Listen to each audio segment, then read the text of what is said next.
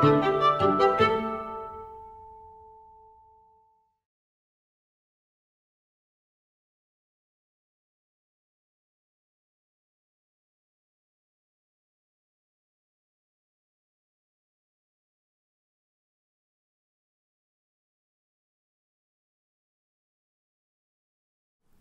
moi, j'étais jeune, j'étais pas malade, comme j'étais bien homosexuel, mais Martin Sebrechts, dans le livre, il est très vieux, il est très malade, il a perdu son grand amour, le grand amour de sa vie, qui était un amour très difficile, ça devient clair. Ça, c'est mon imagination, mais le début était moi, jeune, homosexuel, pas très connu, un peu connu comme activiste, activiste gay, et je reçois un coup de téléphone de quelqu'un que je ne connais pas et qui me dit j'ai une proposition à vous faire, mais pas quand on est en train de téléphoner. Je ne veux pas que quelqu'un me... Et comme dans le livre, c'était un type qui était déjà suivi par la police des étrangers, je ne sais pas le nom exact en français, oui, parce qu'il a été déjà marié avec une Vietnamienne, je crois, enfin des femmes étrangères qui maintenant avaient une petite copine africaine et qui me proposait de la marier quelques années et de ne la pas toucher, sinon va me massacrer et il va me donner assez de l'argent pour que la fille puisse avoir la nationalité belge. C'était dans le temps, hein, c'est plus de... C'est maintenant, ça fait presque 30 ans. C'était tout au début des grandes vagues de migration. On pourrait déjà sentir que ça deviendra quelque chose de très grand d'eux. Hein. Avec le Vlaams Belang aussi, c'est dans ce cadre. J'habitais Gand, je ménageais vers Anvers, parce que ici j'avais mon premier grand amour, c'était aussi tout près de la frontière avec la Hollande.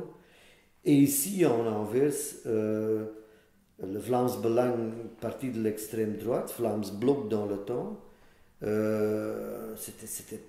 n'y avait presque pas une autre ville en Europe qui avait une telle croissance de l'extrême droite. Ça faisait à un certain moment 33,3%, vraiment un tiers.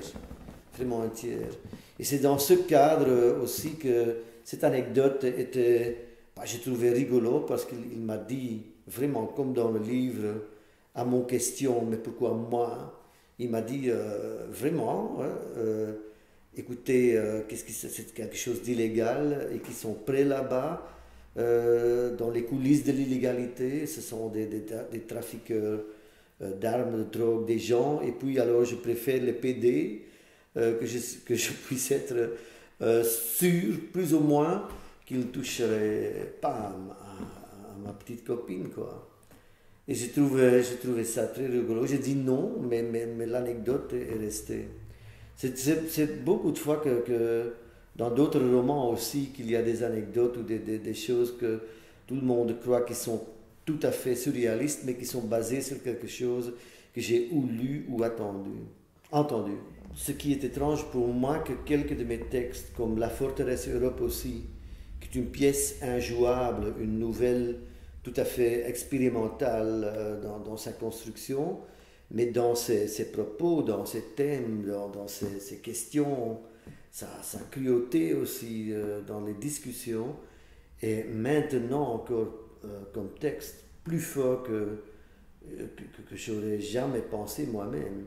Parce que maintenant, avec ces vagues de migration et tout ça, le livre, alors le troisième noce, en même temps est plus concrète, plus réaliste d'aujourd'hui, d'un côté, de l'autre côté, que c'est un vieux, que ça commence à Ostende, la ville d'Ensor, le point final occidental de l'Europe, non seulement de la Belgique, mais de l'Europe, la grande ville de l'Ostende, c'est la seule ville de notre côte belge où je veux vivre, où je veux même être vu, c'est là-bas. La ville qui a été construite par Léopold II, le grand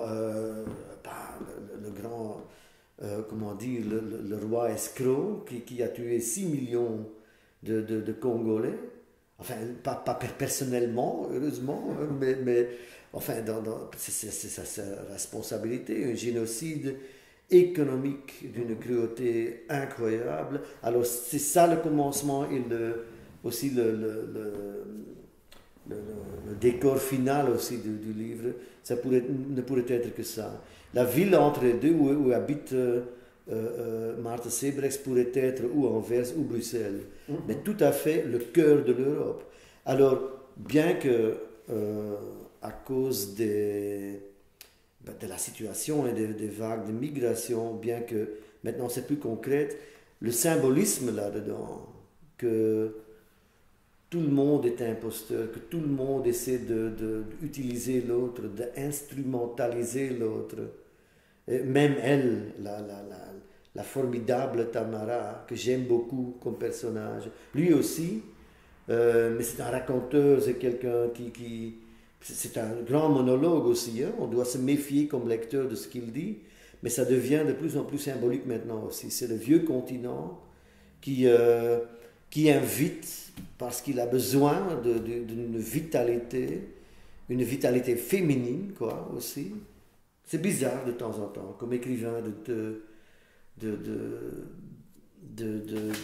voir sa propre intuition se réaliser presque dans la réalité. Quand j'étais en train d'écrire ce livre, c'était plutôt comme un fable. On sait que c'est un fable. Si, c'est ça. Ouais.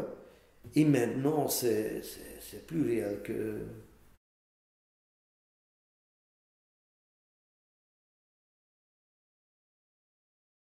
Il y a une réponse très concrète, très, très simple. Ouais. C'est que Maarten Sebrechts a été marié sans rituel avec Gaëtan, qu'il se marie un mariage blanc avec une noire, avec Tamara, et puis il le décrit pendant le fin, la scène finale, c'est une diva masculin, hein, Maarten Sebrechts. Alors sa mort, c'est évidemment un suicide dans ce qui est le point final occidental de notre continent, c'est la mer du Nord. Alors ils décrivent ça presque comme une partie de faire de l'amour avec la mer du Nord, et c'est ça le troisième mariage.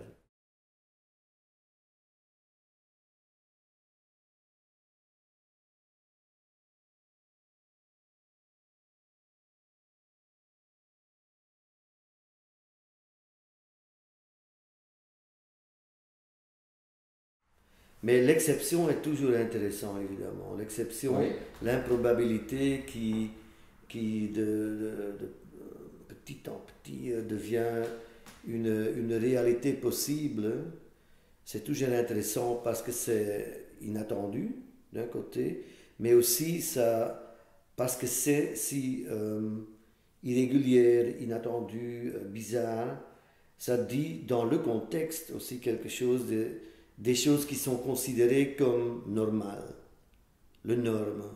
Alors donc, c'est quelque chose que j'ai appris dans le théâtre. Pour moi, le théâtre, le cinéma aussi, mais le théâtre même plus fort, est très important pour comprendre mon œuvre, ma stratégie littéraire, mes tactiques littéraires, tout ça viennent tous, je crois, du théâtre. Et là, j'ai des enseignants, des grands maîtres comme Euripide. Euripide qui a toujours pris comme personnage principal des gens qui sont en dehors de normalité, de la normalité, qui sont ou esclaves, ou femmes, ou enfants, ou étrangers, ou parfois ces quatre ensemble, ou trois ensemble. Et c'est ça pour moi le cœur de tout ce qui est artistique. Pas contre, mais à côté de ce qui est scientifique ou à côté de ce qui est philosophique. Ça veut dire que l'imagination, qui est évidemment l'instrument pour moi le plus important de tout ce qui est artistique. Créer une cause unique, une cause parfois bizarre peut-être, mais qui n'a pas le devoir d'être soutenue par des faits, des recherches, qui en même temps essaient de faire quelque chose qui est émotionnel, mais aussi rationnel dans sa construction, ou convaincant dans sa construction, et qui peut utiliser tout pour créer un mensonge véricace. Et c'est ça le cœur, je crois, que de tout ce qui est artistique. C'est un jeu. Un jeu où tout le monde sait et accepte que c'est un jeu, que c'est un mensonge, mais au moins nous, les écrivains, les cinéastes, les acteurs, nous, nous disons que c'est un mensonge. Et les historiens, les mathématiciens, les hommes et les femmes de science, ils ont quand même, je crois, de temps en temps l'arrogance de faire semblant de ce qu'ils écrivent, notamment les historiens, parce que c'est la vérité. Et la vérité est toujours aussi une construction. Voilà. Et au moins, c'est ça, les artistes savent et veulent aussi le faire, c'est que en prenant le détour de l'imagination, on arrive peut-être pas à la vérité, mais à la véracité.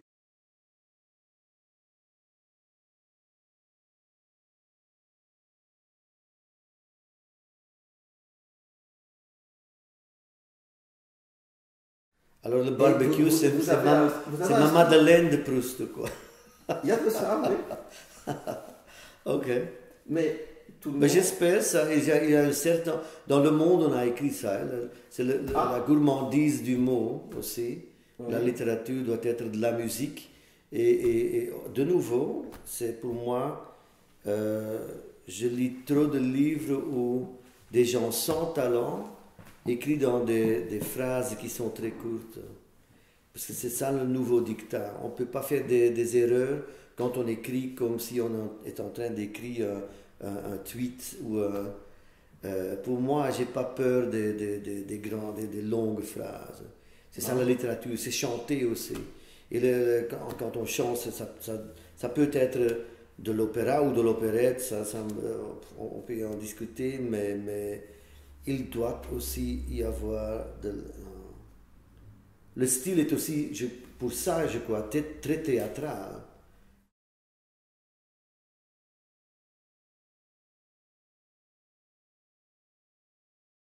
On sait ça dès le début, qu'il y aura un point que l'intimité deviendra au moins érotique et peut-être sexuelle. On peut imaginer ça. Dès le premier moment que l'autre dit ne touchez pas à elle ou je vous massacre, alors on sait que ça va arriver. Voilà. C'est ça la code pour commencer, mais c'est pas ça l'histoire. L'histoire est comment y arriver. Voilà. Et dans quelle situation. Et la situation, il y a un seul moment de l'intimité qui est un abus total de son part, mais en même temps, ce qu'il regarde, ce qui devient clair, et c'est ça, c'est pas cette scène pornographique qui m'intéresse en soi, c'est la vulgarité de la pornographie qui est là-dedans, pour rendre encore plus clair ce qu'il voit là, que c'est lui qui est l'étranger, dans le vrai royaume qui est la vie. Et lui, comme un être qui est si malade, si vieux, il regarde à cause d'un baiser qu'il est déjà exclu. C'est lui qui est en train de s'enfuir. C'est lui le réfugié. Mm-hmm. Et que la vie, la vitalité, le pouvoir de créer de la vie, c'est à elle, c'est à Tamara. Et de découvrir ça, C'est plutôt ça le cœur de cette scène, et pas qu'ils ont, on peut savoir ça, Oui, oui. on le sait dès le début, mais dans une, disons dans une histoire anecdotique, ce serait là le comble. Mais j'espère comme lecteur, on ne s'attend pas à ce qu'il se rende compte. Bien que c'est il essaie dans toutes ses inconséquences de créer une situation où en même temps il est tout près des deux autres. Il y a un autre aussi. Ouais. Et en faisant ça, c'est ça le hubris et le catharsis. Le catharsis, c'est qu'il voit très clair que, bien qu'il soit européen, belge, flamand, peut-être anversois, blanc, un homme, tous les privilèges ensemble ne le sauvent pas.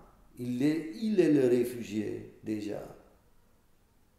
Et c'est ça ce qui offre Tamara à lui. Tamara fait deux choses, je crois. C'est un instrument pour l'écrivain, pour que elle oblige à Martin Zebrechts de refaire toutes les étapes de sa vie.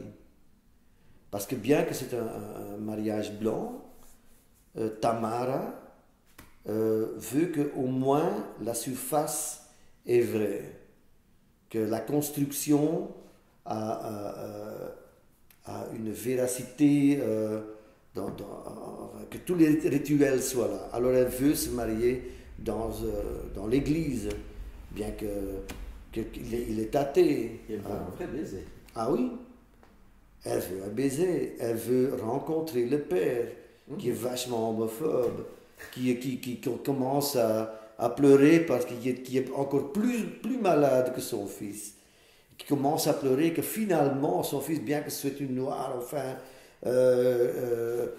ok, finalement il va se marier et tout ça. Alors c'est un instrument, la vitalité que j'aime beaucoup, qu'elle veut au moins qu'on vive et qu'on fait des choses et qu'on crée des choses. Et c'est ça qui entre aussi dans sa vie. Et c'est ça la raison pour laquelle il commence à aimer cette Tamara et qu'il se laisse séduire presque de vivre toutes ces scènes horribles avec son père de nouveau dans cette église. Il fait tout pour elle. Parce quoi faire d'autre? Il est en train de s'ennuyer, d'attendre sa mort et rien plus que ça. Et maintenant, c'est ça qui entre Tamara. Et à la fin, quand il ne s'y attend pas, elle donne aussi cette vue cathartistique, de catharsis à lui,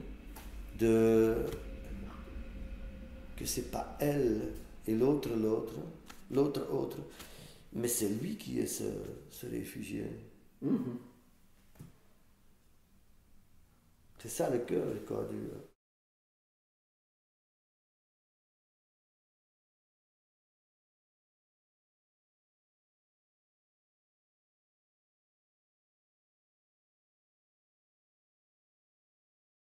je crois vraiment, enfin, ça c'est quelque chose de très personnel. Ben oui. J'ai eu ce grand exemple dans ma vie, dans ma jeune vie, de mes parents. Je ne sais pas si vous avez lu La langue de ma mère. C'est en même temps un monument pour cette mère dominante, on peut bien dire. Formidable, excentrique, actrice amateur, d'un côté, mais c'est aussi un monument pour mon père, qui était pas si excentrique, pas du tout, qui était solide en se taisant, en aimant ma mère avec une force incroyable, totale, l'amour vraiment total. C'est comme dans cette histoire ancienne, cette histoire latine, zeg je dat, l'ancien Philémon et Baucis. Oui. Hein. Quand j'ai lu cette histoire dans l'école, je savais que c'était mes parents. C'était vraiment comme ça.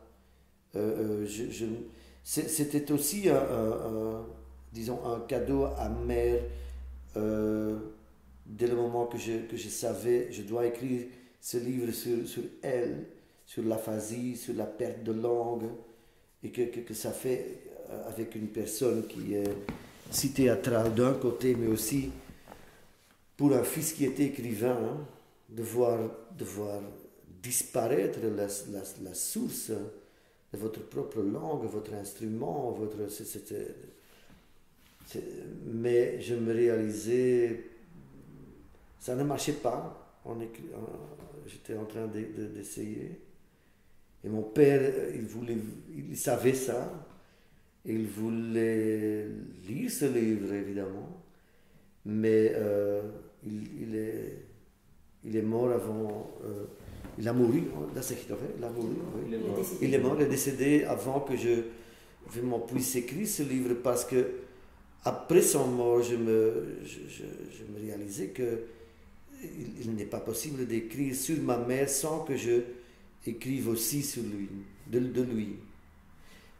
Et troisièmement, le monument est aussi pour leur amour, le voisinage aussi, oui, et la vie d'un petit boucher et tout ça, oui, mais l'entité, la trinité, c'est elle, lui, et l'amour des deux. C'est un grand exemple des deux gens Et maintenant, dans ma propre vie, je me considère aussi si heureux d'avoir maintenant un mari. On était les premiers en Belgique pour enregistrer une sorte un contract de Pax, c'est ça le mot en français. Cohabitation. C'est tout à fait dans le temps-là, c'était un enregistrement tout à fait symbolique qui n'avait pas de valeur juridique dans ce temps-là, mais qui a accéléré le débat parce que c'était fort médiatisé, évidemment. J'ai fait des efforts aussi pour que c'était si médiatisé, et ça a marché. On était un des pays les plus vite, après la Hollande, à le faire. L'Afrique du Sud, c'est pas grâce à moi, mais l'Afrique du Sud était aussi, c'était le sixième pays, hein, au monde. C'est inscrit dans la Constitution, là.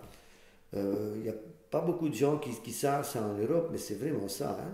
Quand j'étais au Cap, il y avait des grands manifs à Paris contre le mariage gay.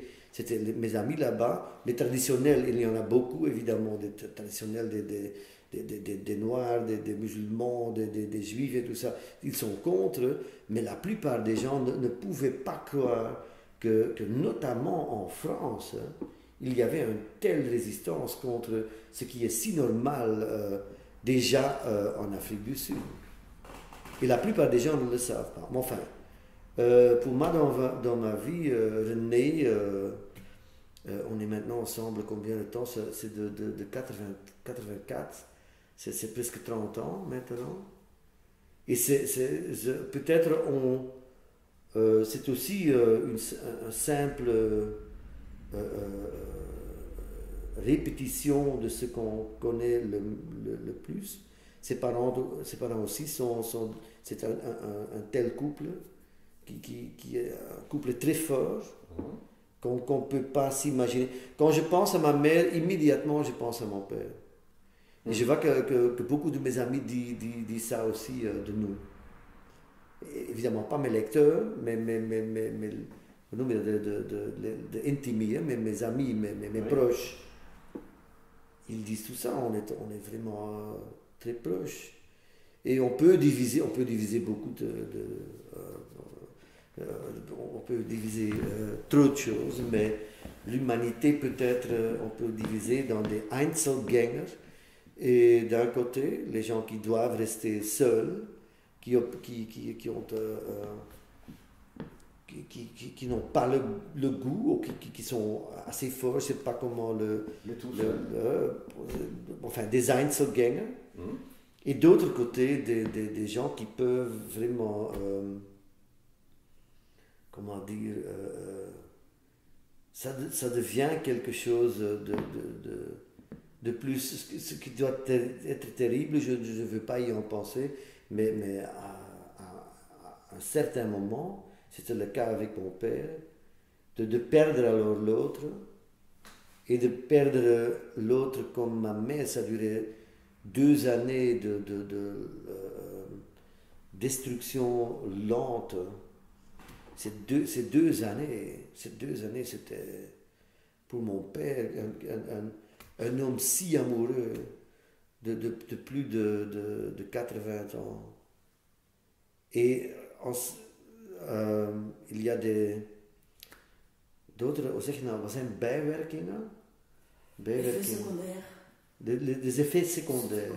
Comme effet secondaire, la plupart des cas d'aphasie, c'est qu'il y a des attaques d'agression contre lesquelles qu'on aime le plus. Et c'était mon père. De temps en temps moi ou les autres enfants, mais en tout cas, décidément mon père. Et il était si vulnérable, il était sans défense contre ça. Imaginez-vous la cruauté de la vie et l'amour comme punition presque, comme punition.